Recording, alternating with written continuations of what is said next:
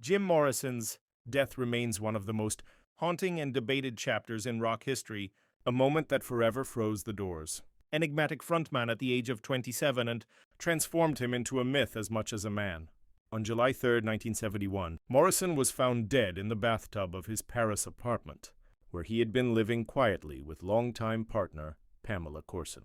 Officially, the cause of death was listed as heart failure, and no autopsy was performed, an unusual decision that would fuel decades of speculation. At the time, Morrison had fled Los Angeles seeking escape from fame, legal troubles, and the expectations attached to his wild stage persona. Paris, with its literary past and slower rhythm, seemed like a refuge where he could focus on poetry, writing and reclaiming some sense of inner peace. Friends who saw him in his final months described a man heavier, bearded, and far removed from the leather-clad Lizard King, yet still deeply creative and reflective. However, rumors quickly swirled that Morrison's death may have been linked to heroin use, possibly an accidental overdose, at a Paris nightclub before his body was returned home. Claims never officially confirmed but endlessly repeated.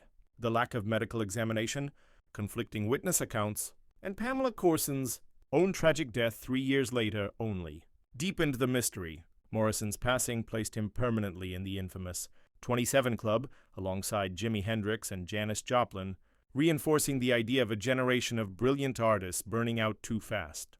Yet reducing Jim Morrison to a cautionary tale misses something essential.